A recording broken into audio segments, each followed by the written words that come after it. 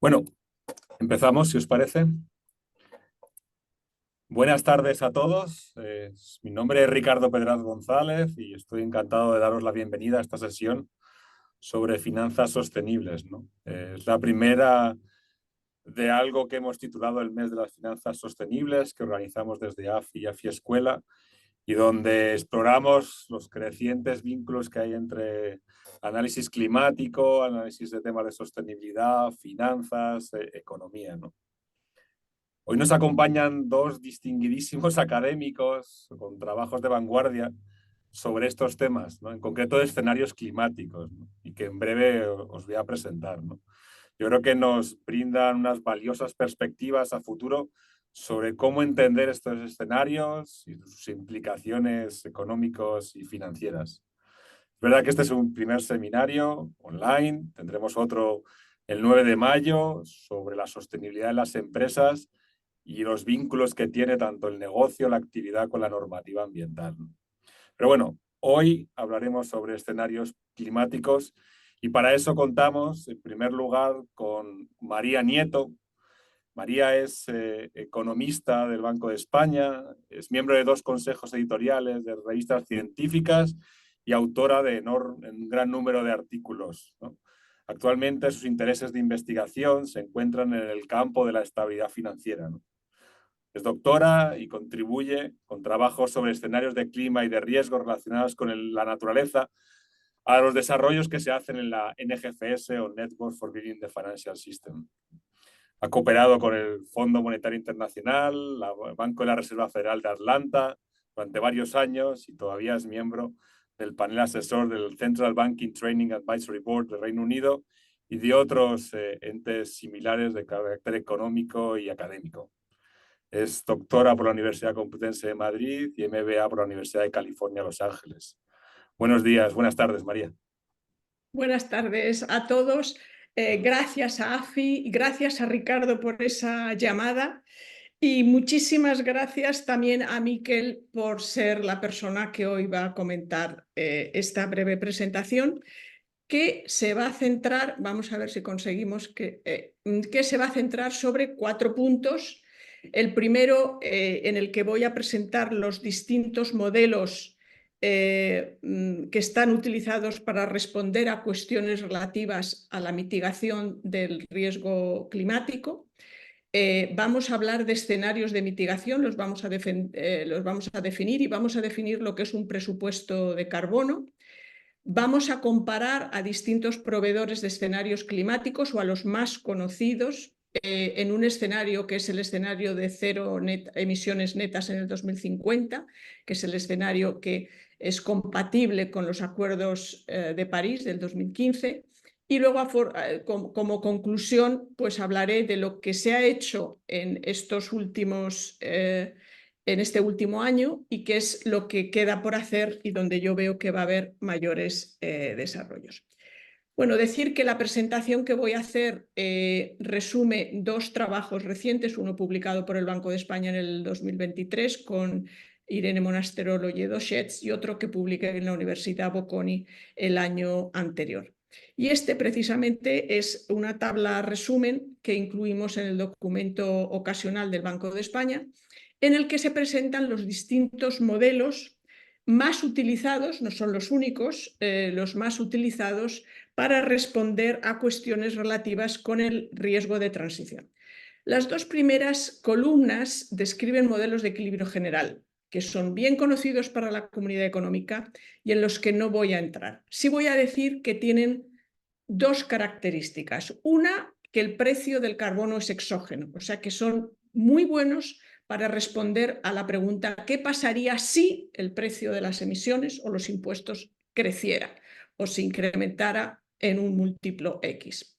Y luego tienen una limitación, ambos importante, una que tiene que ver con que no incluyen el presupuesto de carbono, del que definiré más tarde, y tampoco representan estos sectores no económicos de la economía, como por ejemplo el uso de la tierra, la energía o los sistemas climáticos.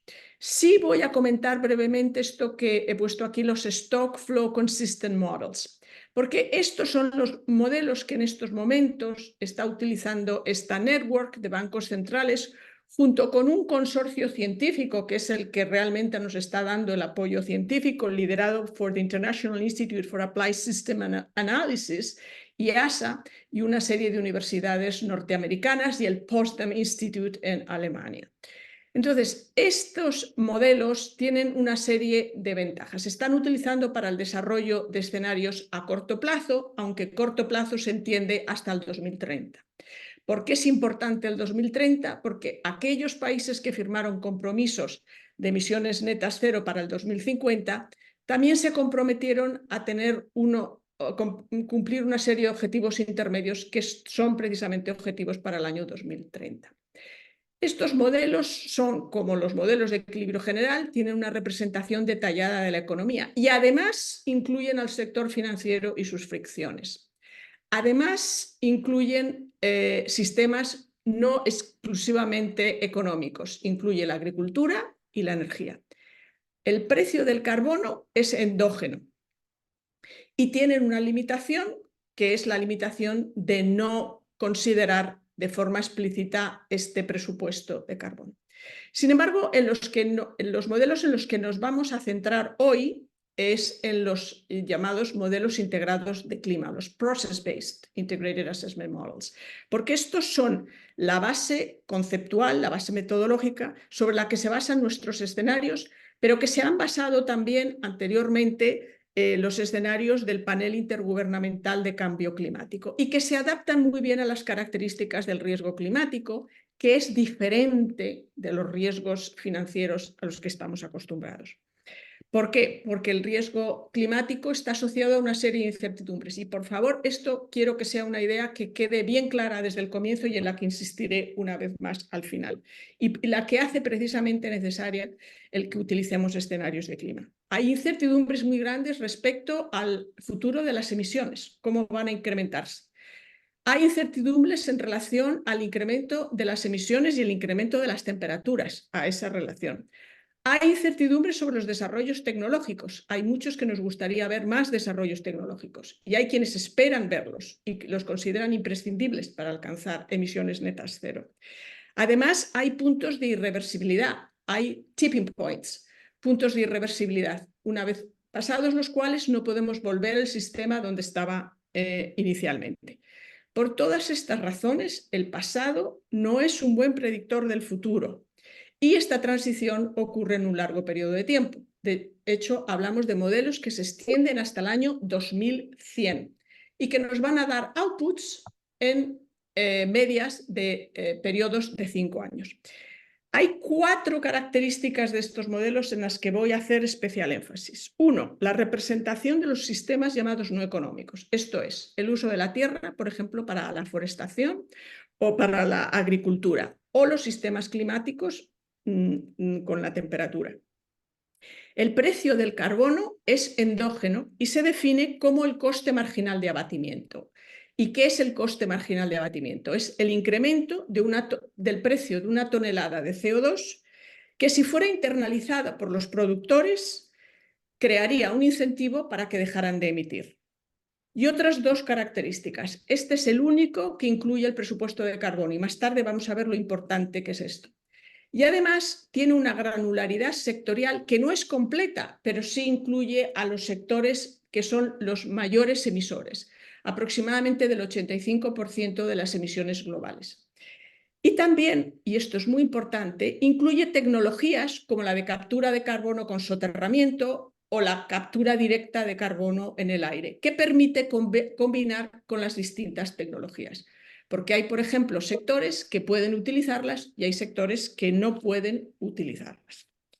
Dicho esto, hay también limitaciones. Y estas limitaciones vienen en parte de esta granularidad, que siendo amplia y permitiendo estas combinaciones de las que acabo de hablar, no es, por ejemplo, tan completa como la del Computable General Equilibrium Model.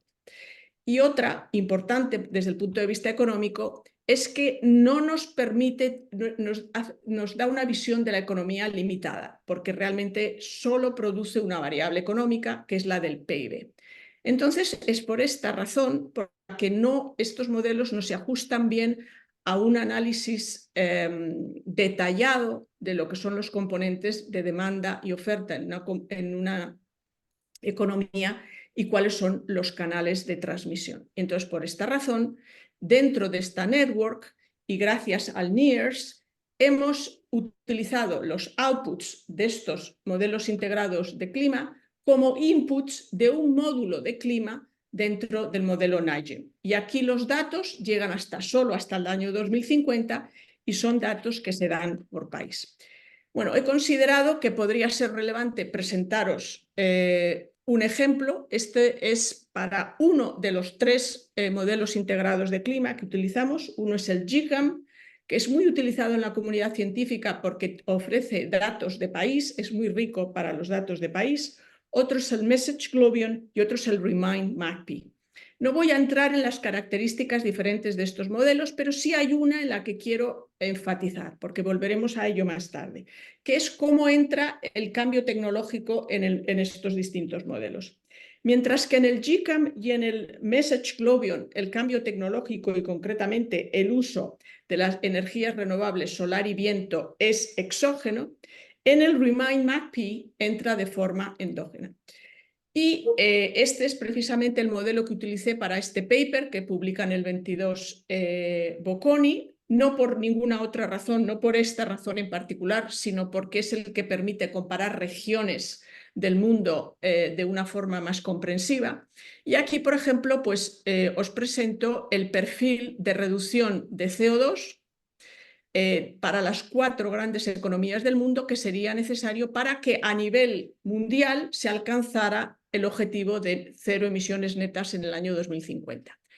Puesto que China no puede alcanzar este objetivo, de hecho incluso políticamente este objetivo se extiende al 2060 y lo que es más es en términos de intensidad del uso de carbono, no son emisiones netas, pues las otras 3 regiones, la Unión Europea, Estados Unidos y Japón necesitan llegar a este objetivo de emisiones netas cero en algún momento en torno al año 2040. El coste de abatimiento es el precio del carbono, que es lo que se representa aquí, que es una curva ascendente cuya pendiente es tanto mayor cuanto mayor es el coste de abatimiento. O sea, los países que están ya más avanzados en la reducción de las emisiones, como pasa, por ejemplo, con la Unión Europea, son los que tienen unos mayores costes de abatimiento. Por esto aquí esta curva tiene mayor pendiente para Europa de lo que la tiene para las otras regiones.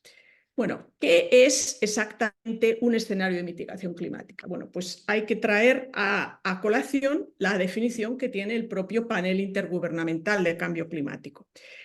Un escenario de mitigación representa las posibles sendas futuras de emisiones de gases de efecto invernadero que son compatibles con distintas estrategias de mitigación climática. ¿Cuáles son estas estrategias? Básicamente hay 2 palancas. Una es la policy del gobierno, en quien recae la última responsabilidad de combatir el cambio climático a través de 3 políticas fundamentales, bien la de precios en las emisiones, bien los subsidios o bien la regulación medioambiental.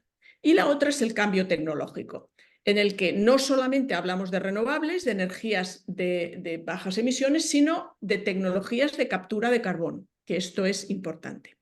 Todo esto sometido a una binding restriction, que es un presupuesto de carbono del que voy a hablar ahora. Entonces, antes de entrar en el presupuesto de carbono, 2 puntos importantes. Un escenario de mitigación no es una proyección, ¿de acuerdo? Y número 2, un escenario de mitigación es distinto de un escenario de stress test en estabilidad financiera, tanto en su naturaleza como en su uso, y esto es bastante obvio. Los escenarios en el ámbito financiero lo que están representando son posibles pero poco probables o con baja probabilidad escenarios adversos en el ámbito financiero. Vamos a ver, ¿qué es un presupuesto de carbono? Porque esto es muy importante y esto es clave en los escenarios de mitigación climática.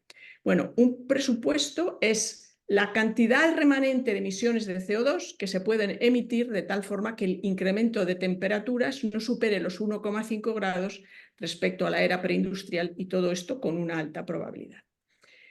Este gráfico es del panel intergubernamental. Como veis, en el eje Y se representan los aumentos de temperatura y traigo a vuestra atención que llegan hasta incrementos de temperatura de 3 grados.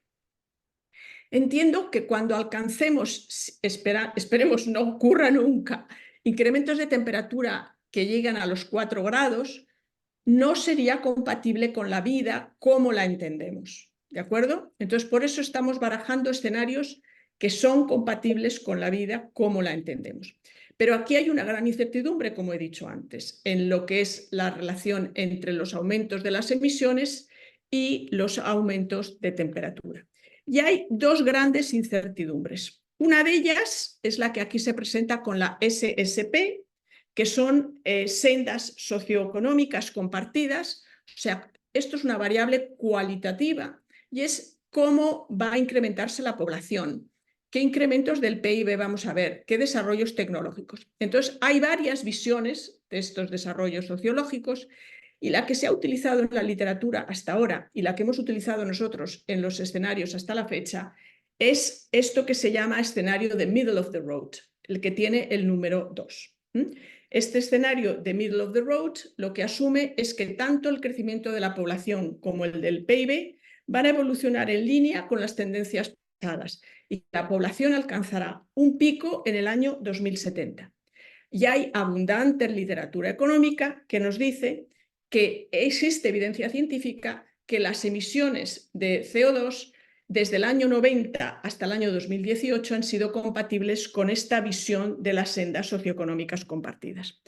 Y la segunda incertidumbre es esta de los Representative Concentration Paths, que podrían traducirse como niveles de forzamiento de la radiación solar. Que esto sería el nivel aproximado de forzamiento que tendría lugar a finales del siglo XXI comparado con la era preindustrial. Y aquí también estamos hablando de una senda posible y se habla de representative porque es la que mejor representa dentro de las muchas que hay.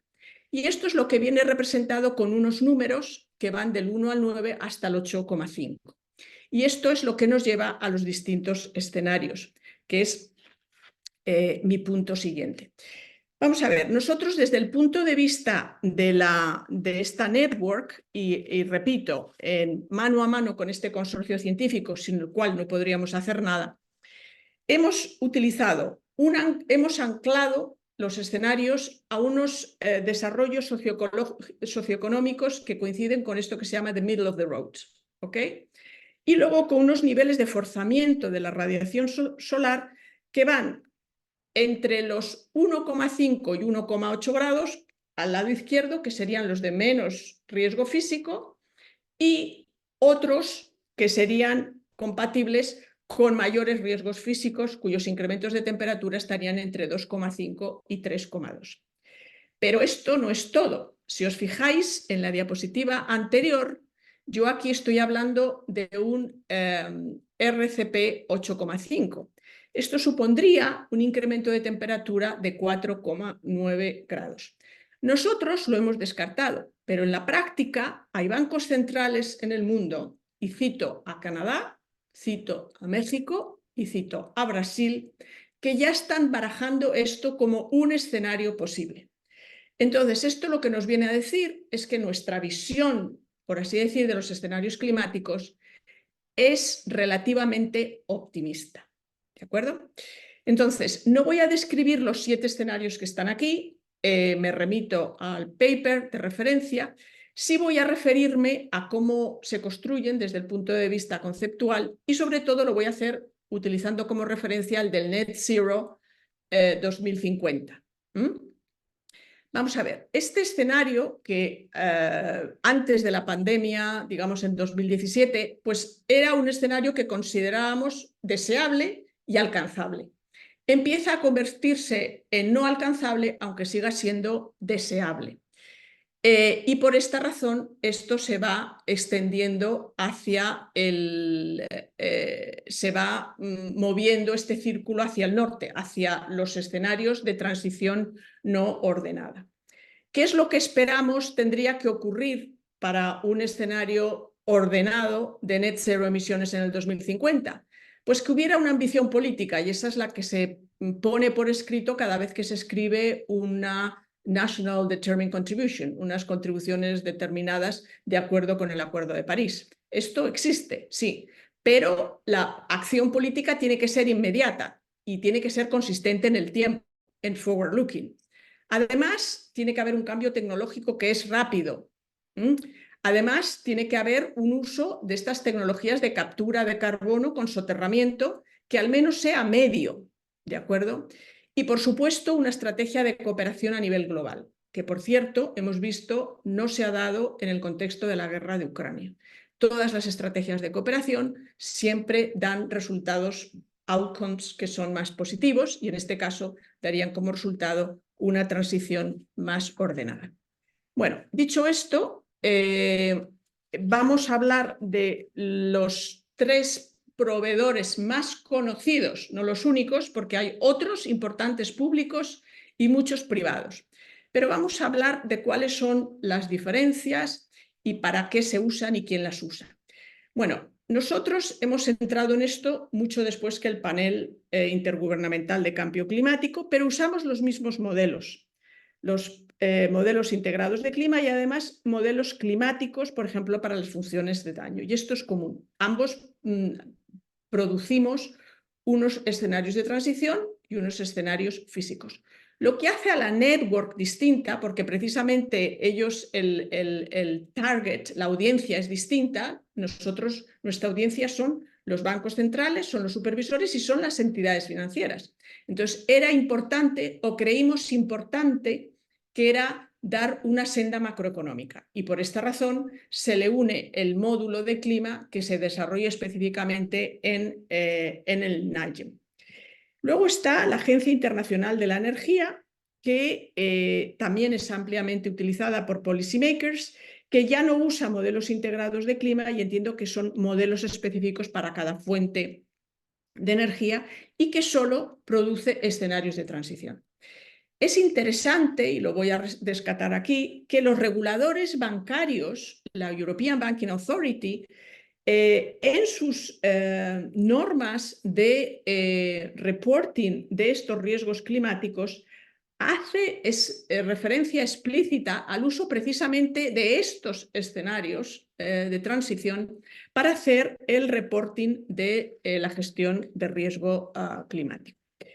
Bueno, ahora vamos a compararlos y hacer una comparación somera. Elegimos 3 variables porque estos modelos producen cientos de variables, y cada vez están produciendo más, es más interesante y para mayores usos, pero nosotros nos centramos en 3, comparando estos 3 proveedores. Uno, la energía final, y entonces vemos que en la primera gráfica de la izquierda, la caja representa el rango que nos da el panel intergubernamental y los puntos de colores son los 3 modelos integrados de clima que utilizamos en la network, y la cajita amarilla es la Agencia Internacional de Energía. Y vemos que en el uso, en el final energy, en la demanda de energía final a nivel mundial, estamos bastante alineados.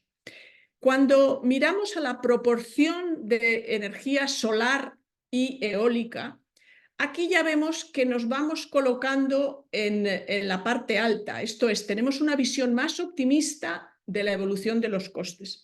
Y si recordáis, os dije que el Remind McPhee era precisamente el que era el que estas energías eran endógenas, precisamente. Y es precisamente el puntito verde que aparece ahí, que está por encima del rango del panel intergubernamental.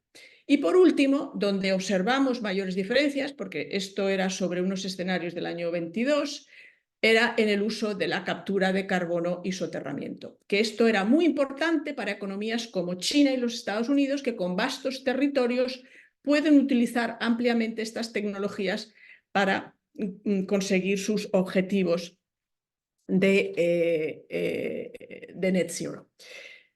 Todo esto estamos hablando de escenarios de mitigación para la transición, pero hay también unos escenarios físicos, o sea, de riesgos físicos, que eran los que aparecían, si recordáis, en las cuadrículas que se situaban en el lado derecho de estos distintos escenarios. Entonces, originalmente, lo primero que se hizo fue precisamente el modelizar los riesgos crónicos. Para esto se utilizó una metodología de Calculent Events, en un paper del 2020 muy conocido, y se hizo un downscaling para los 138 países. Y básicamente se trataba de valorar o de calibrar pérdidas de PIB que tendrían como consecuencia estos riesgos físicos crónicos que se traducirían en pérdidas de la productividad tanto del trabajo como de la agricultura, del rendimiento de los cultivos y de la depreciación del capital. No se incluían, por ejemplo, entre estos riesgos, los riesgos para la salud, que por ejemplo el Joint Research Center en Europa considera es el más importante en términos de pérdida de riqueza. Esta metodología tiene sus limitaciones, no voy a entrar en ello, luego si queréis las discutimos. Y más recientemente, en esta última versión que se publica en diciembre del 23, se amplían lo que se llaman los riesgos físicos agudos. A las inundaciones por desbordamiento de los ríos que ya estaban incluidas y a los ciclones tropicales que ya estaban incluidos, se les añaden las sequías y las olas de calor. Entonces sí que tenemos una visión más completa, sí que se ha hecho un downscaling a nivel de país, pero también hay limitaciones metodológicas que podemos, si queréis, discutir luego más tarde si alguien tiene interés. Para poner un ejemplo, ya que hemos hablado anteriormente de los niveles de forzamiento de radiación solar, no son consistentes. Estos escenarios, algunos estamos hablando del 8,5, que si recordáis eran temperaturas de por encima de 4 grados, y otros están con el nivel de forzamiento del 6, que supone incrementos de temperatura en torno a 3,5 grados. Bueno, un poco como conclusión, pero quiero también un poco deciros en qué se ha avanzado, porque nosotros dimos unas recomendaciones, y dónde están los desafíos a más corto plazo, tal y como los veo.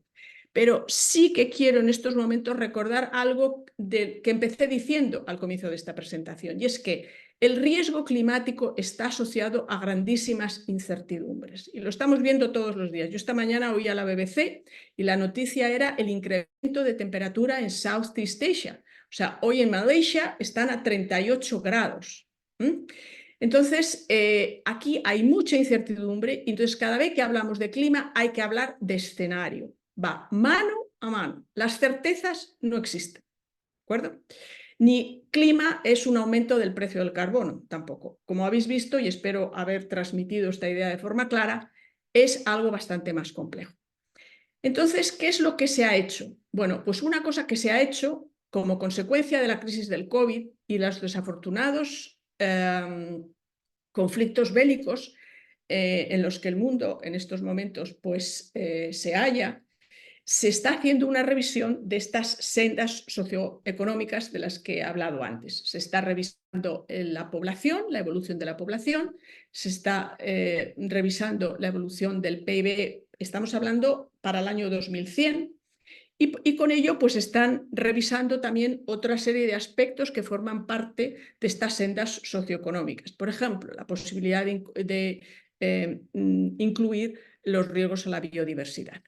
Nosotros hicimos una recomendación para estos modelos que no se ha tenido en cuenta, pero es que yo entiendo que por construcción no puede hacerse, que es distinguir cuando se habla del precio o del climate policy o del price of CO2, realmente el coste de abatimiento no es un precio de emisiones.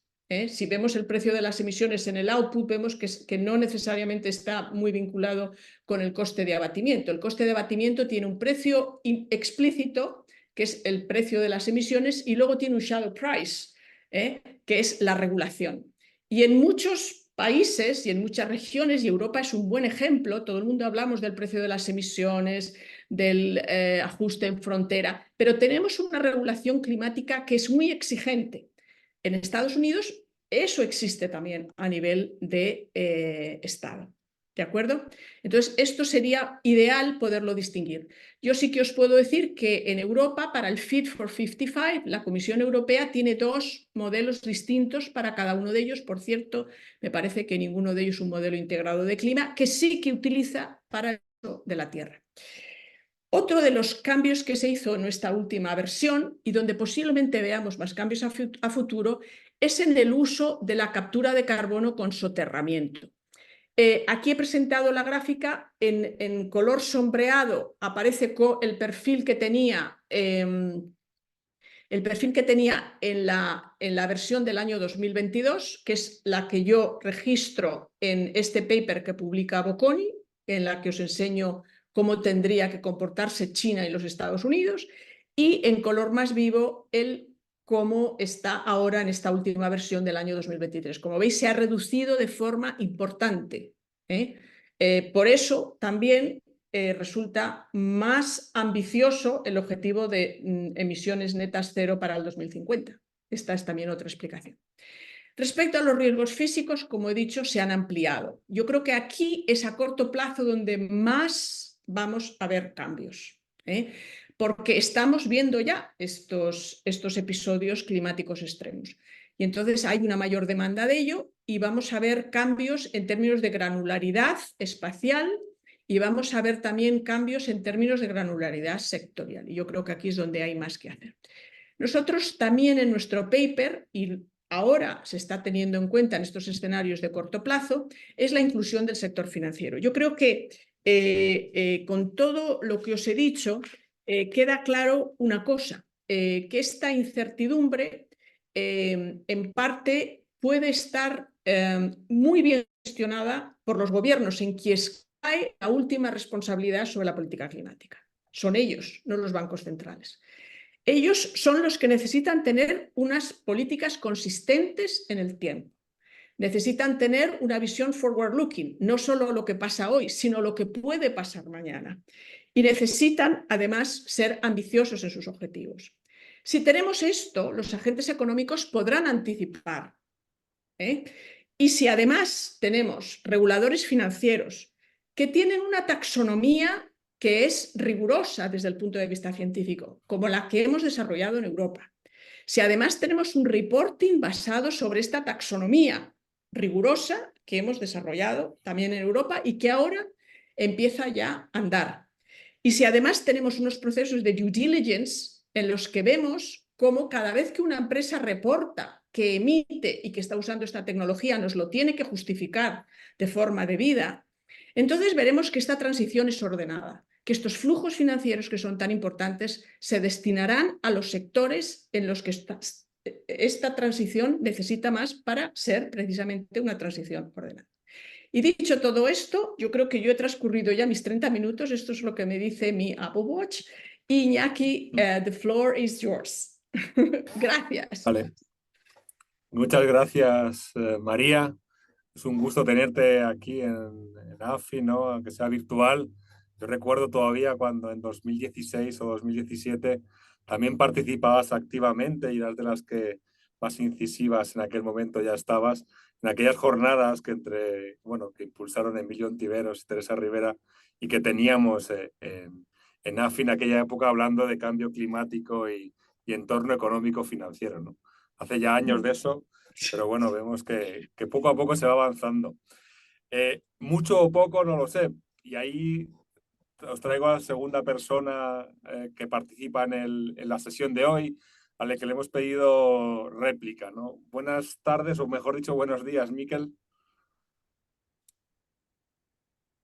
Miquel, te presento y te dejo el terreno, ¿vale? Miquel es profesor investigador del Centro Vasco de Cambio Climático, BC3, y profesor asociado a la Universidad del País Vasco, aunque ahora se encuentra desplazado, ¿no? Él sí que lo explica. Es doctor en Economía y licenciado en Ingeniería, y sus principales intereses son los campos de economía de la energía y el cambio climático. Está interesado en el apoyo financiero para la toma de decisiones en la transición hacia una economía sostenible y baja en carbono. Tiene innumerables citas en revistas especializadas, ha trabajado para instituciones públicas, tanto en el ámbito vasco como en el ámbito nacional y la Comisión Europea, y bueno, tiene un maravilloso premio, su tesis doctoral, el premio Enrique Fuentes Quintana, que es bien relevante, ¿no? Miquel, te dejo, digamos, el pasillo a ti porque creo que amerita tu intervención después de la de María. Pues muchísimas gracias, Ricardo, y a AFI, ¿no?, por organizar estos seminarios financieros tan interesantes y bueno, pues por darme también la oportunidad de comentar pues la presentación tan interesante que nos ha hecho María Nieto. Creo que mi conexión, no sé si está un poco inestable, espero que funcione bien. Vale, perfecto. Bueno, pues lo primero entonces sí, felicitar a María. Muchas gracias por la presentación, ha sido una gozada escucharla, muy interesante. Y también felicitarte a ti y felicitar también al Banco de España, ¿no? Que cada vez más pues está trabajando en estas áreas tan relevantes para la sociedad, ¿no?, como las finanzas sostenibles y, bueno, pues está aportando cada vez más trabajos de investigación que desde luego desde el BC3, desde el centro donde trabajo, en el Centro Vasco para el Cambio Climático, pues leemos siempre con mucho interés, ¿no? Así que enhorabuena y muchas gracias. Bueno, yo había pensado hacerte varias preguntas un poco al hilo de la presentación y también una vez leído tu paper, ¿no? El working paper. Entonces, me ha gustado mucho cuando has comenzado a plantear los diferentes instrumentos que se utilizan tanto por parte de la red de estos bancos, ¿no?, por las finanzas sostenibles. Ya has dicho que, bueno, las limitaciones, ¿no?, que eso siempre es muy importante tenerlo claro, ¿no? Los modelos no son bolas de cristal, no son instrumentos que nos ayudan a reflexionar sobre el futuro, ¿no? Y entonces decías que los modelos, los CGI, por ejemplo, los modelos macroeconómicos, no deben utilizarse, ¿no?, para hacer análisis concretos de la transición energética, sino como instrumentos a los que les metes unos inputs que te pueden provenir de modelos más específicos y a partir de ahí, pues de esa forma integrada, a poder hacer análisis más completos. Entonces, mi pregunta va un poco en esa línea, si desde el Banco de España o desde la red estáis pensando en integrar este tipo de herramientas, ¿no? Los modelos de análisis integrado que son buenos en una cosa y los modelos macro que son buenas en otra, ¿no? Esa por una parte. Y luego tenía otro par de comentarios que has mencionado sobre la granularidad, ¿no? Un poco quería conocer un poco mejor cómo estáis avanzando en ese análisis más fino, ¿no? Me ha gustado mucho una de tus diapositivas, ¿no?, donde ponías una portada del The Economist, ¿no? El fin del motor de combustión. Me acuerdo perfectamente de aquella revista, de aquel número, lo leí con mucho interés. Y también en tu propio trabajo se ven unas sendas de reducción del consumo de petróleo, gas y carbón, pues muy acusadas, ¿no?, durante las próximas décadas para cumplir con los objetivos del Acuerdo de París. Entonces, quería preguntarte un poco si estáis haciendo análisis más finos sobre este tipo de industrias, porque si bien es cierto que la descarbonización no va al ritmo que desearíamos para cumplir el Acuerdo de París, podría darse la situación en la que en algunos de estos sectores se aceleren los cambios más de lo que pensamos, ¿no? Pues, por ejemplo, hablando del motor de combustión, la penetración de los vehículos eléctricos en China va bastante rápido y también la exportación de estos vehículos a Europa, ¿no? Quizás esto pueda impactar más rápido de lo que pensamos en estas industrias, en las industrias fósiles, ¿no? También recientemente, por ejemplo, en España, Iberdrola ha anunciado que quiere cerrar sus ciclos de gas, ¿no? Algo que quizás hace 5 años no hubiéramos pensado que iban a decir, ¿no? Entonces, bueno, un poco ¿cuál es la exposición de estos sectores que en algunos casos piensan que van a poder mantener una demanda más constante y pueden verse enfrentados pues eso, a una demanda menor de la que ellos esperaban? Y también desde el punto de vista de la granularidad, y ya no para no extenderme demasiado, me ha interesado mucho la parte en la que hablas de los impactos físicos, ¿no? Estamos viendo que se están acelerando muchos daños. En España estos 2 años han sido un ejemplo, ¿no?, de una cantidad de eventos extremos, ¿no? Olas de calor, sequías, bueno, sabíamos que iban a suceder con el cambio climático de forma más intensa y más frecuente y ahora lo estamos experimentando. Y querría saber un poco si tenéis intención, ya has comentado en la presentación que estáis valorando más tipos de, afinar un poco más ese tipo de daños. Y quería preguntarte un poco eso, esas líneas de trabajo, ¿cómo van? Y también alertar un poco de que los modelos de análisis integrado tienen unas funciones de daño que no coinciden con algunas de las estimaciones que se están haciendo en la literatura últimamente. Hace 2 semanas se publicó un artículo en Nature que hablaban de un impacto de casi el 20% del income, hablaba para dentro de 25 años, con respecto al tendencial, ¿vale? Pero bueno, lo que quiero decir es que nuevas investigaciones están poniendo sobre la mesa daños mucho mayores de lo que se esperaba y bueno, no sé cómo tenéis pensado manejar esas incertidumbres que has mencionado en tu presentación en estos análisis. Y no me extiendo más. Muchas gracias, María, por tu presentación. Ha sido un lujo escucharte. Bueno, gracias, Iñaki. Para mí el lujo es tenerte ahí, porque yo aprendí mucho de ti en el año 2019, cuando vinisteis al Banco de España. Estábamos entonces todos aprendiendo de este consorcio. Me acuerdo que el Potsdam Institute también estuvo con vosotros en la sesión de la tarde y era para mí la primera vez o de las primeras veces que me enfrentaba a estos modelos. Bueno, vamos a ver, en relación con la primera. Esto yo creo que se tuvo claro desde el principio y además precisamente vosotros en aquel año 2019, en ese elegante salón de los 40 que tenemos en el Banco de España, ya nos explicasteis que el trabajo que estabais haciendo precisamente de conectar los outputs de los modelos integrados de clima con modelos macroeconómicos y que esto es un ejercicio no fácil. Y de hecho, bien, esto ya se ha hecho una parte importante. O sea, nosotros básicamente estamos usando la senda de PIB para cada uno de los escenarios como input del NAGEM. Estamos usando también la población, o sea, de alguna forma la productividad del trabajo, y la senda de emisiones que es consistente con un energy mix. O sea, en un escenario de net zero vamos a tener menos fossil fuels y vamos a tener menos emisiones. Y eso también entra como input del modelo. El canal de transmisión es básicamente este del precio de las emisiones y la reducción de combustibles fósiles. Y luego, pues tanto los riesgos físicos como los crónicos afectan o tienen mecanismos de transmisión diferentes. Dicho esto, o sea, ya se ha hecho, pero también te digo que desde el punto de vista conceptual, lo que ha ocurrido, y no significa que esta línea de investigación se abandone, esta ya se ha hecho y se mantiene, ¿de acuerdo? Pero me he referido a los Stock Flow Models, ¿has visto en mi presentación? Bueno, esto, ¿por qué se está haciendo así? Por la inclusión del sector financiero y porque también se ha visto que el impacto en PIB, al ser una transición que pasa en el tiempo, es un impacto relativamente pequeño. Y por otra parte, también si lo piensas, el PIB no contabiliza todo.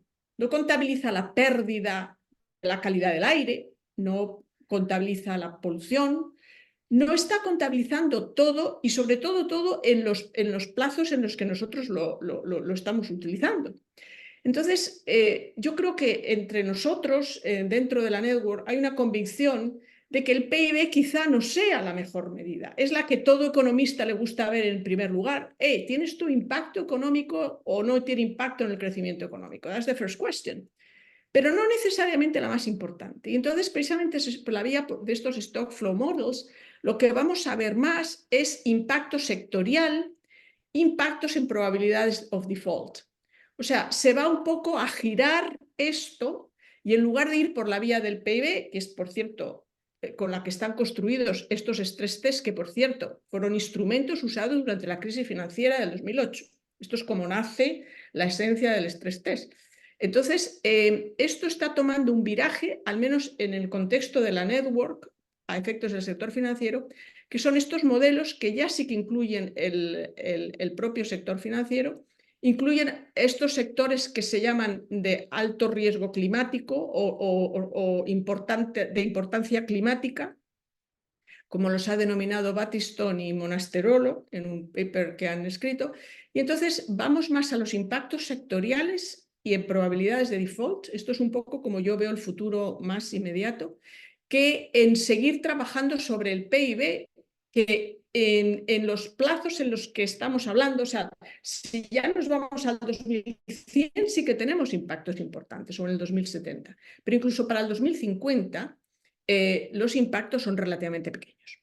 Esto en relación con la primera pregunta. En relación con la segunda, sí que puedo decirte que la granularidad es tremenda. Yo que ahora estoy haciendo un ejercicio para Latinoamérica, esta mañana no he tenido tiempo de contar porque quería poneros precisamente un ejemplo y al final no he podido decidirme por cuál es la variable más representativa, ¿no?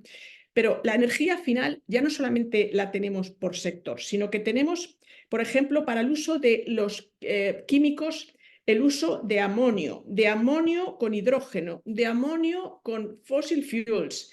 Tenemos, por ejemplo, la producción de metales no hierro, el acero con electricidad, el acero que se produce con gases, el acero que se produce con bioenergía, etcétera, etcétera, etcétera. Y luego, respecto al mix energético al que te has referido tú antes, y aún en el supuesto de que esto pudiera ser más optimista, que pudiera serlo, no hay tampoco por qué cerrarse a esa posibilidad, lo que sí que a corto plazo ha ocurrido es que hay una tecnología que estaba sobreutilizada en la versión anterior de los modelos, como he dicho antes, esto de la captura de carbono. Pero estamos también trabajando con datos, por ejemplo, de la utilización de combustibles fósiles con captura de carbono y soterramiento, por ejemplo, ¿no? Entonces, tienes los dos outputs. Tienes el output gas, tienes el output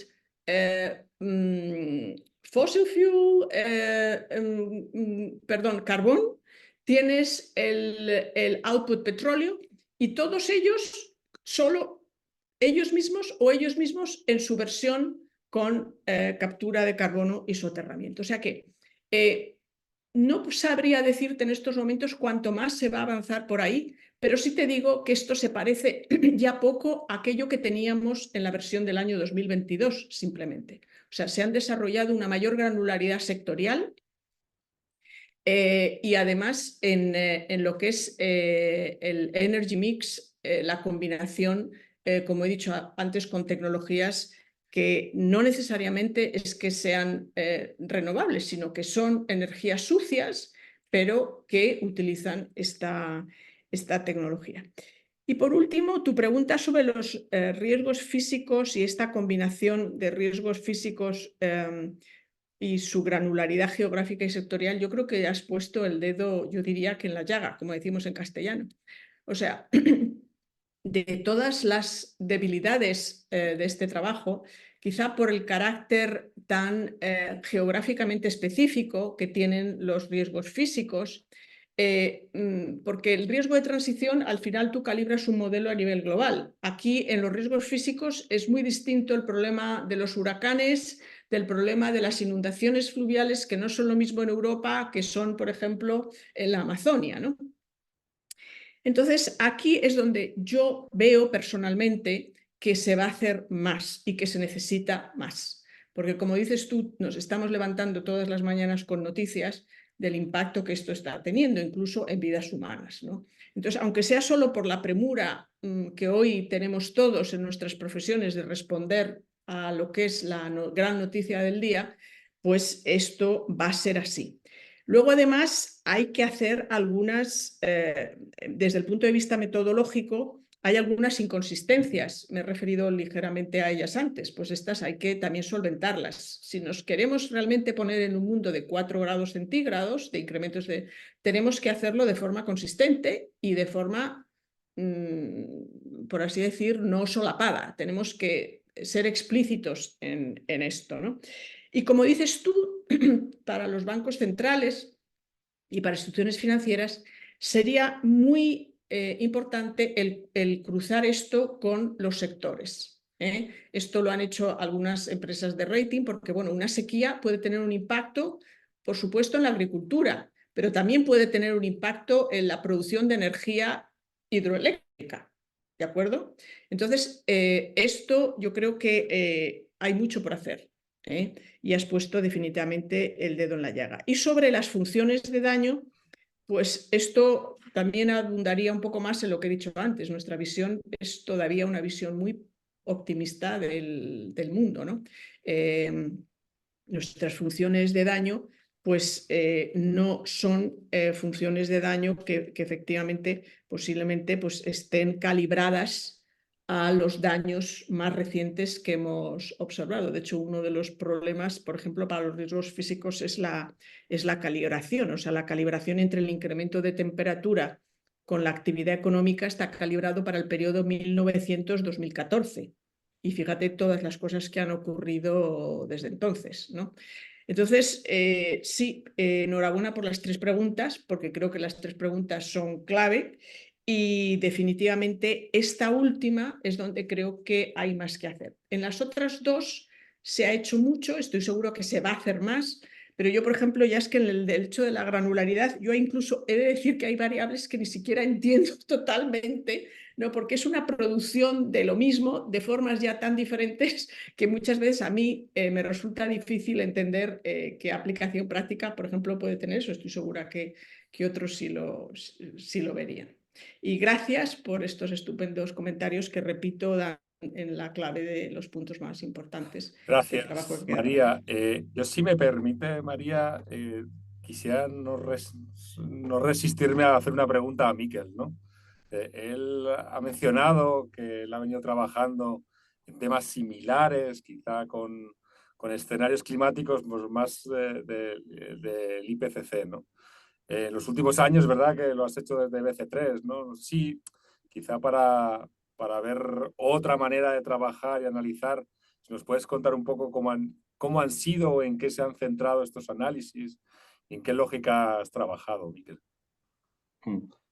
Pues bueno, primero agradecerle a María las respuestas y también podemos seguir interactuando. Me ha interesado mucho la parte de los daños que has comentado y bueno, podemos seguir en contacto. Y bueno, respecto a qué hacemos en BC3, nosotros, yo creo que los que nos conocen, ¿no? el Basque Center for Climate Change, somos un centro de investigación de la red María de Maeztu de Isabel Ochoa y ahora mismo ya somos como 130, 135 investigadores que trabajamos en bastantes líneas de investigación muy distintas. Es un centro bastante multidisciplinar. Pero en el área un poco en donde yo trabajo, el grupo que llamamos de transición energética, low carbon, pues mira, hemos estado como ya casi como 10 años trabajando con herramientas similares a las que ha planteado María. Hemos trabajado fundamentalmente con el modelo GCAM, que María ha contado algunas de sus implicaciones y bueno, y lo utilizamos para análisis de políticas climáticas más a nivel global y a nivel europeo.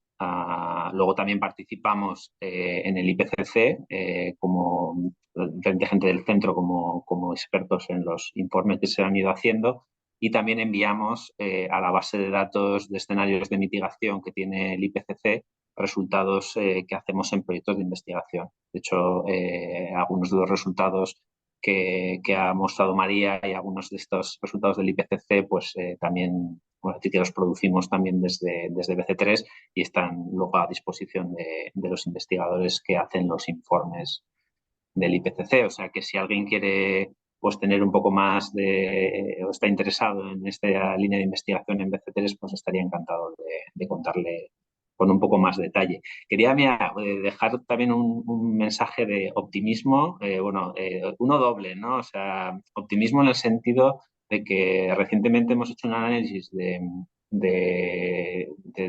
todos los escenarios que se han utilizado en el informe del IPCC desde el informe quinto, desde el AR5, el 1.5 y el AR6, o sea, vamos a decir, como 15 años de escenarios climáticos y casi todo, y lo que observamos es que la mayoría de los modelos integrados ya la temperatura que plantean para final de siglo ya no está cerca de los 4 grados, está bajando a los 3, 3,5.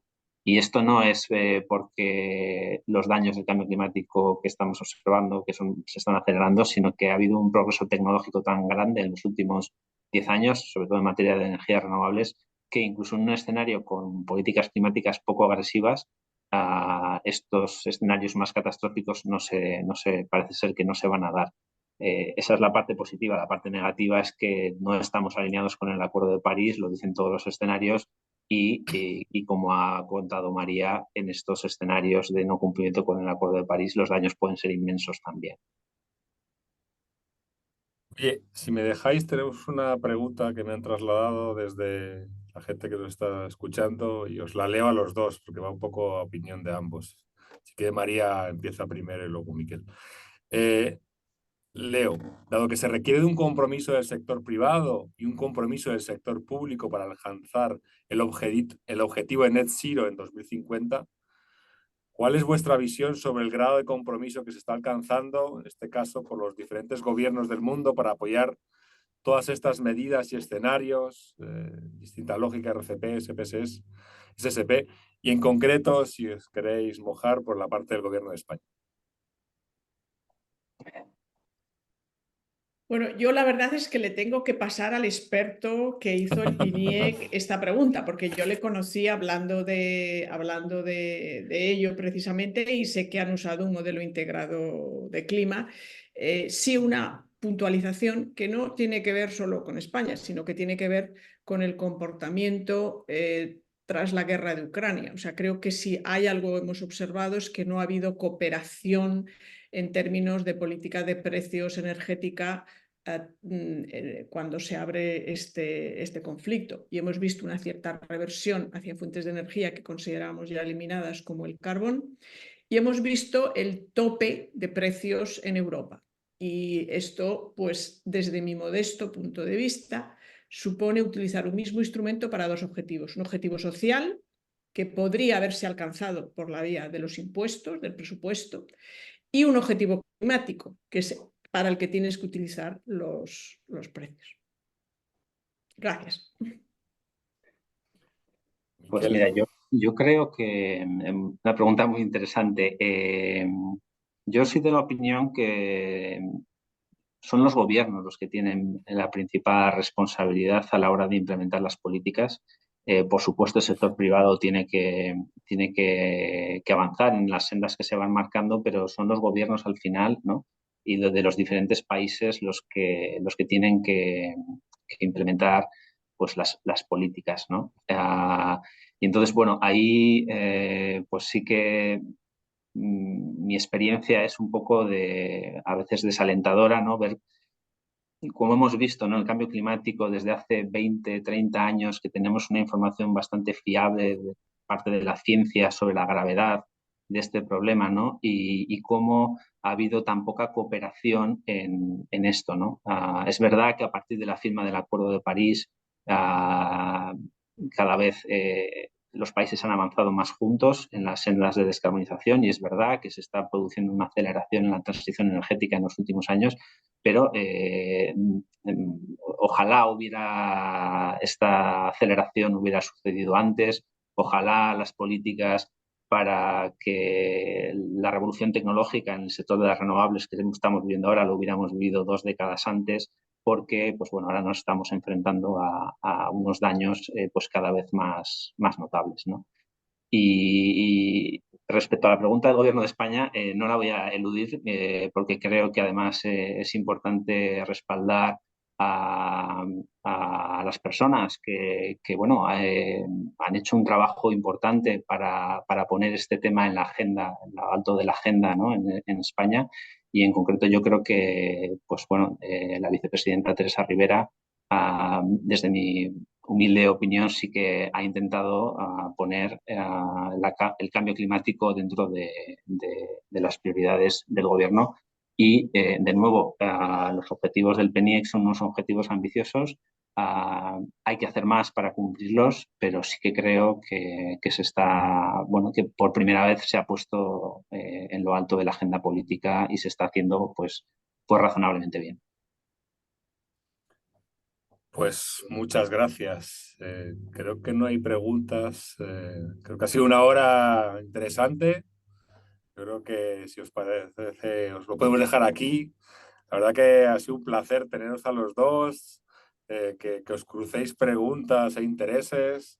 que veamos que de un entorno de análisis, ¿no? Sea de donde sea, más financiero, más económico, más energético, más aplicado, más teórico, pues se debe seguir trabajando en estos temas, porque todo lo que es el análisis de impactos económicos y financieros del cambio climático, yo creo que todavía le tenemos que dar una vuelta un poquito más fina, ¿no? Como decía María, ir a los detalles, ¿no? Que también preguntaba Miquel. Yo creo que es un placer haberos tenido los dos aquí y muchas gracias a ambos. Gracias por la organización de estas semanas, que sé que, bueno, y es un añadido a vuestro día a día, pero teneros a los dos, pues un gustazo. Muchas gracias y a todos los demás que habéis escuchado. Bueno, dentro de poco tendréis la grabación para volverlo a escuchar con calma, porque la reflexión y el detalle, pues en algunos momentos ha sido técnico, como así el tema lo merece, y seguro que a alguno le apetece volverlo a escuchar más adelante. Y a los que no, pues bueno, tendremos más elementos de debate el próximo día 9 y nos seguimos viendo para hablar de estos temas. Muchas gracias, María. Muchas gracias, Miquel. Muchas gracias a todos. Gracias, gracias a todos. Muchísimas gracias.